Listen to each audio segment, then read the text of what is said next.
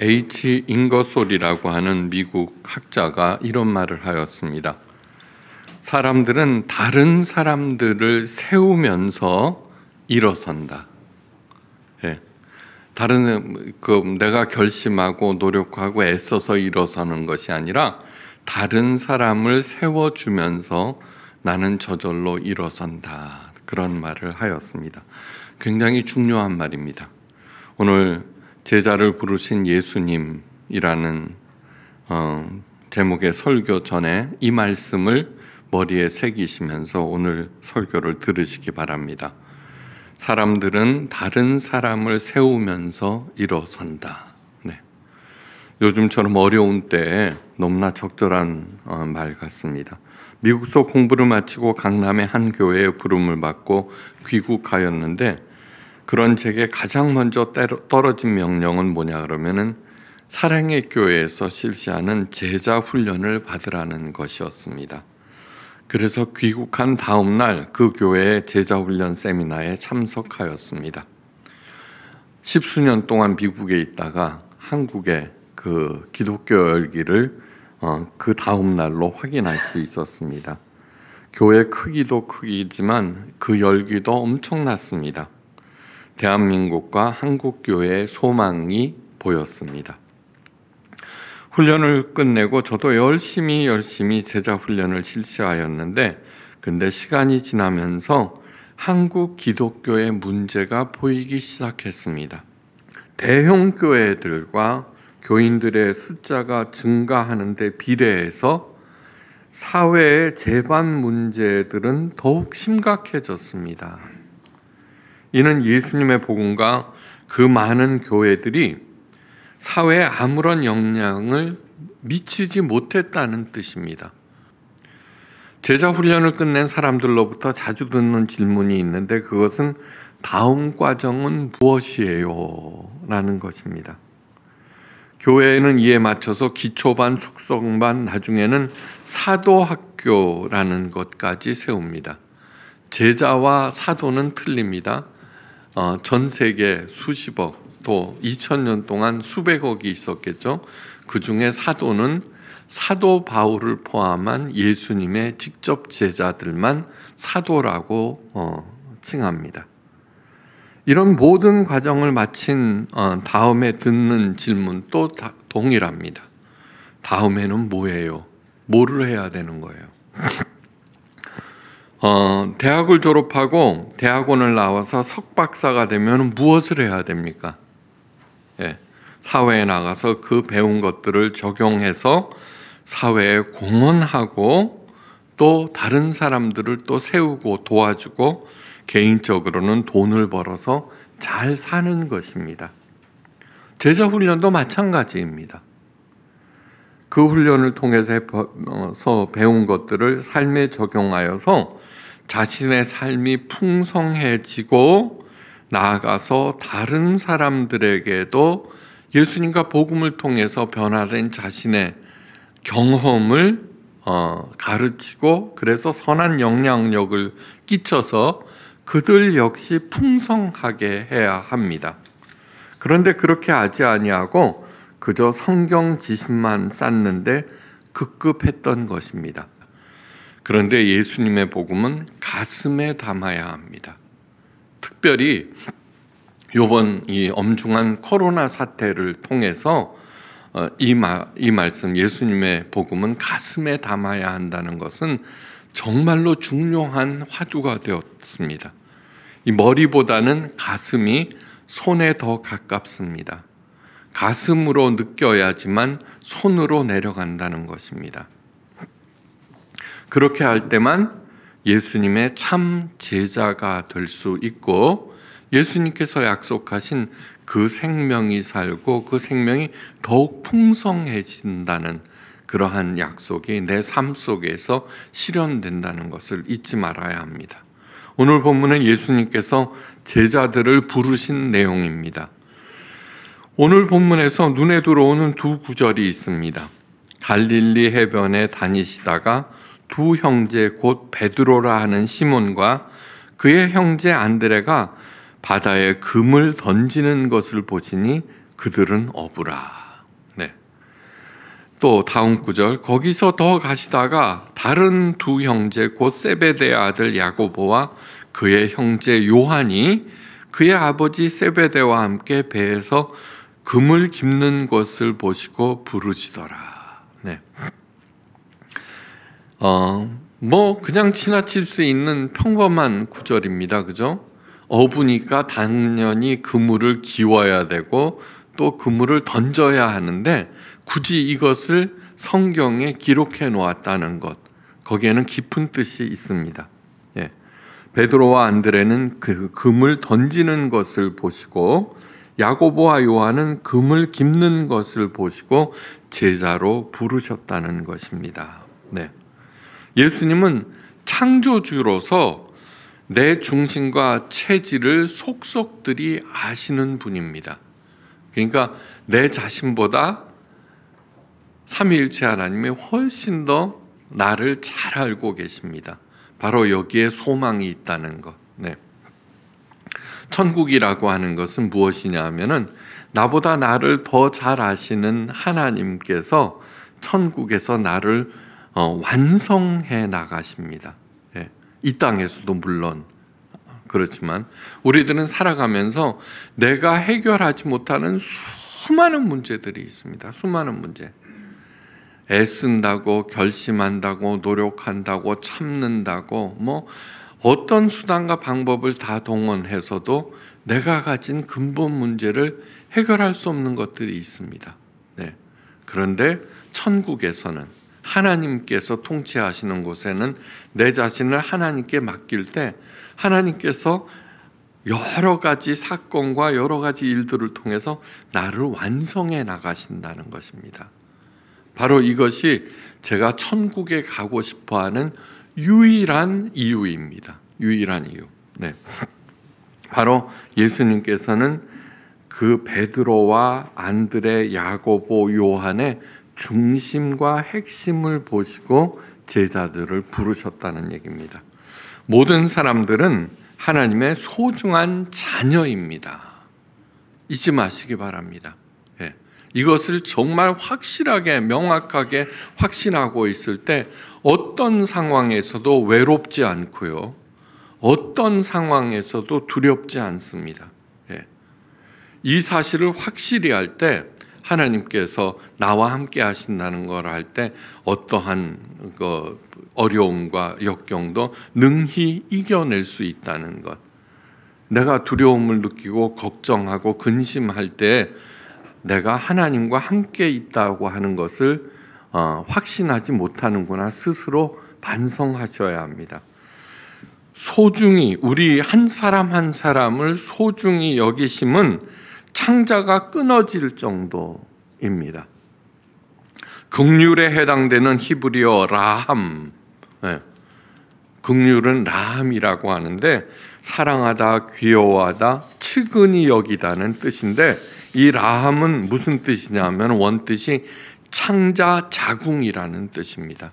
즉 하나님은 창자가 끊어지는 사랑으로 우리를 대하시고 바로 창자가 끊어지는 그 사랑으로 한 사람 한 사람을 돌보신다는 것입니다. 그것을 예수님께서 십자가에서 친히 보여주셨습니다. 왜? 이것을 막연한 그런 어떤 얘기 이렇게 들어서는 안 됩니다. 신앙, 믿음 이것이 가장 구체적인 나의 현실이 되게 하셔야 합니다. 그런 사람들만이 정말로 하나님의 예수님의 제자가 될 수 있고 어떤 상황에서도 성공할 수 있다는 것을 잊지 마시기 바랍니다. 신구약 전체의 이 긍휼, 라함이라는 단어가 무려 80번이나 등장합니다. 예. 그러니까 사랑하는 사람들에게 그 사랑하는 사람이 끝도 없이 그 사랑을 고백하듯이 성경 전체를 통해서 하나님께서는 우리들에게 그 하나님의 그 창자가 끊어지는 사랑을 쉼 없이 전하신다는 얘기입니다. 왜 그런 줄 아십니까? 그 사랑을 깨닫고 그 사랑을 힘입고 이겨내라고 하는 것입니다. 이 라함이라 긍휼이라고 하는 단어는 사랑에 이어서 두 번째로 많이 나옵니다. 우리들의 소망의 근거는 무엇입니까? 하나님의 사랑과 하나님의 긍휼이라고 하는 것. 그것을 구체적인 현실로 만드셔야 합니다. 지금 어느 때보다도 이 모든 것들이 우리를 향하신 하나님의 사랑이 얼마나 애절하고 기쁜지 여실히 드러냅니다.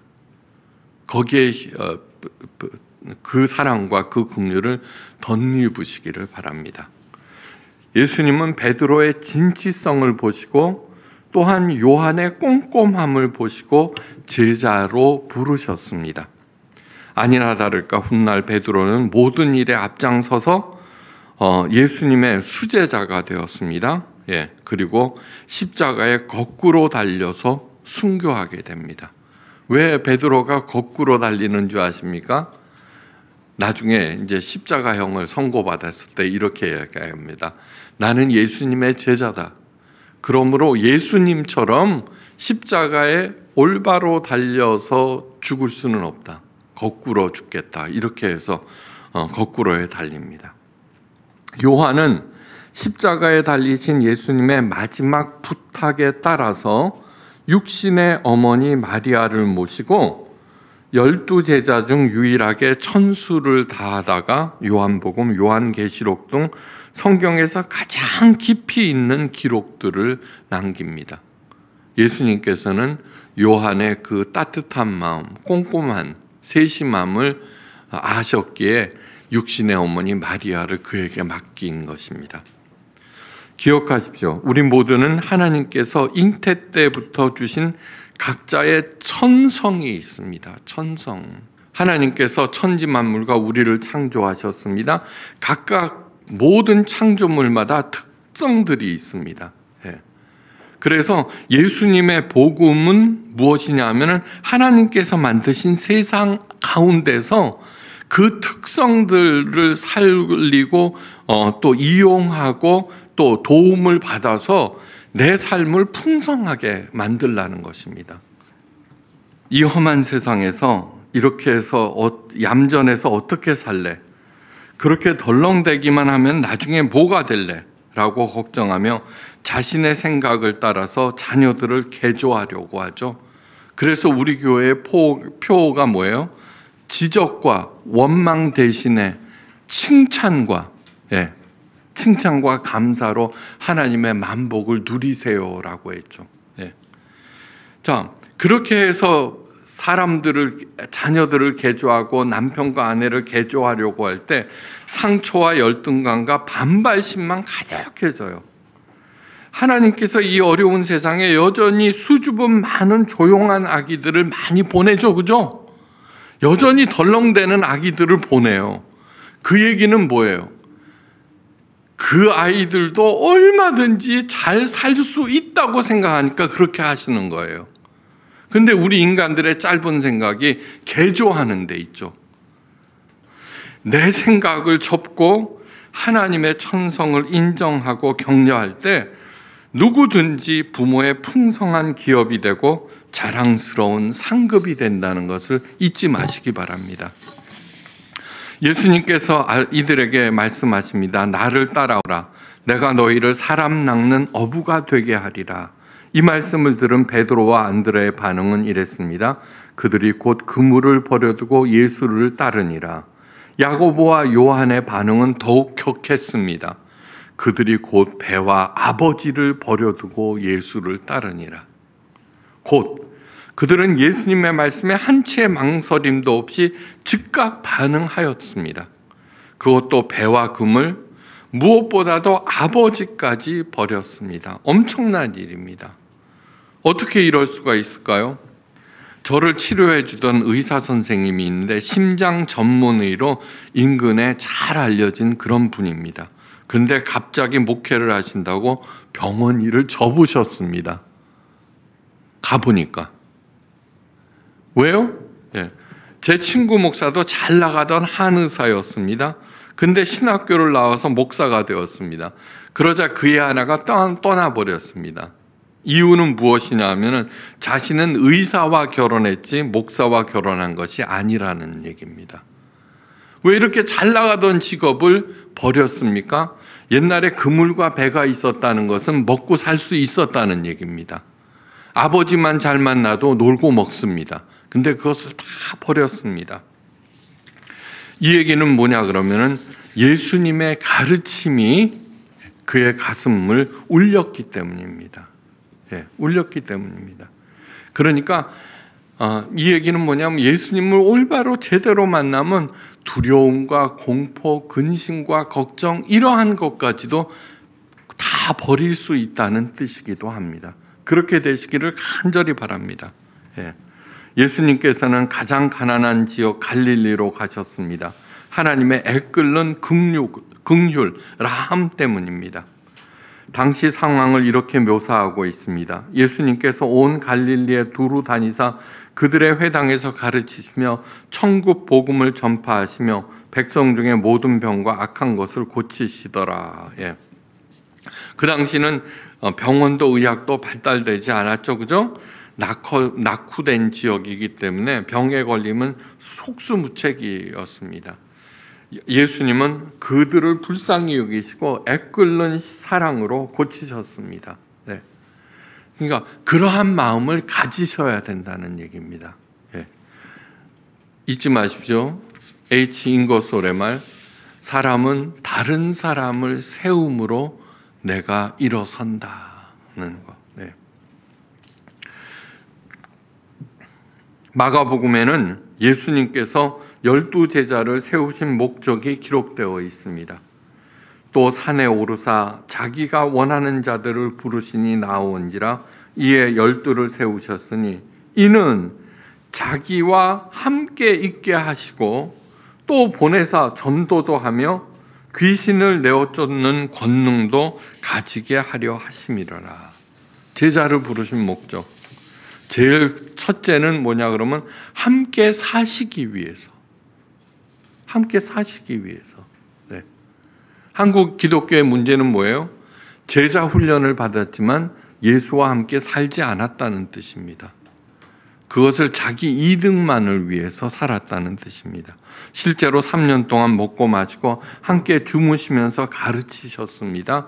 그렇게 예수님과 함께 산 제자들이 나중에 변화가 되어서 어떻게 됩니까? 베드로는 로마에서 십자가에 거꾸로 달려 죽고 요한의 형제 야고보는 첫 순교자로 예루살렘에서 칼로 목베임을 당하고 안드레는 그리스에서 X자 십자가형으로 다데오는 페르시아에서 활에 맞아서 마태복음을 쓴 이 마태는 이디오피아에서 창에 맞아서 알페오 아들 야고보는 스페인에서 순교를 해요. 이 야고보가 갔던 길이 바로 산티아고 순례길입니다. 시몬은 이집트에서 톱으로 몸이 잘리고 바돌로메는 아르메니아에서 살가죽이 벗겨지고 십자가에 달리고 빌립은 터키에서 예수님처럼 채찍질을 당한 후에 십자가형으로 그 의심 많던 도마 어떻게 됐을까요? 가장 멀리 인도에까지 가서 순교를 합니다. 이 12제자의 순교 얘기가 참혹하게 들리십니까? 그렇습니다. 그러나 제자들 모두 기꺼이 참여한 가장 영광스러운 죽음이었습니다. 그들의 죽음에 있었기에 오늘날 우리가 여기에 앉아서 예수님의 가르침을 듣고 있다는 뜻입니다. 이건 뭐예요? 가장 영광스러운 자리에 세우셨죠. 하나님께서. 그죠? 다른 사람들을 살리고 세우는 일에 헌신할 때 이렇게 하나님의 영광이 나타났다는 얘기입니다. 예수님의 동고동락의 제자 훈련은 보기 좋게 성공하였습니다. 그죠? 예수님의 가르침과 삶 자체에 큰 감동을 받았고 이들은 예수님의 승천 후 모두 전 세계로 흩어져서 복음 전도에 목숨을 바쳤습니다. 수많은 기적을 행했습니다. 예수님께서 주신 권능 덕분입니다. 그런데 그 큰 권능에도 불구하고 어느 누구 하나 자신의 능력을 과시하지 않았다는 것입니다. 요즘 목회자들이 조금만 뭐 해도 그죠? 얼마나 과시를 하고 또 그 다음에 그걸 못해갖고 그거 배우러 다닙니다. 어떻게 하면 자기를 과대 포장해서 사람들에게 알릴 것인가. 예수님과는 전혀 다른 길로 가고 있다는 것을 자 오늘 마음속에 새기시기 바랍니다. 첫째, 예수님의 참 제자가 되기 위해서는 예수님과 함께 사셔야 합니다. 함께 사셔야 합니다. 함께 산다는 얘기는 무엇이냐 하면은 하나님, 차가 막혀요. 그러면 부글대지 말고 하나님 차 막혀요. 그러면 돼요. 저는 수도 없이 그래봐요. 결혼 주례를 가는데 토요일 날 차가 좀 막힙니까? 하나님 제가 늦으면 어떡해요? 어느 해인가는 40번을 결혼 주례를 했습니다. 한 번도 늦은 적이 없습니다. 기도하십시오. 하셨어요? 네. 무엇이든지 기도하십시오. 그 다음에 예수님과 함께 살아간다는 것은 무엇이냐 하면은 자기의 천성, 내가 뭘 가장 잘하는지 알게 됩니다. 그리고 지금 하나님의 말씀을 통해서 구해야 할 것은 무엇이에요? 영감입니다. 영감. 네. 하나님 오늘 말씀을 통해서 영감을 구하라고 그랬습니다. 하나님, 제가 포스트 코로나에 어떻게 대처해야 되겠습니까? 책도 읽어보시고 예수님의 영감과 나의 천성과 그 다음에 학자들의 책이 삼위일체가 돼서 그렇게 할 때 아이디어가 떠오릅니다. 이거 해야 되겠다. 유튜버? 돈도 안 들죠, 그죠?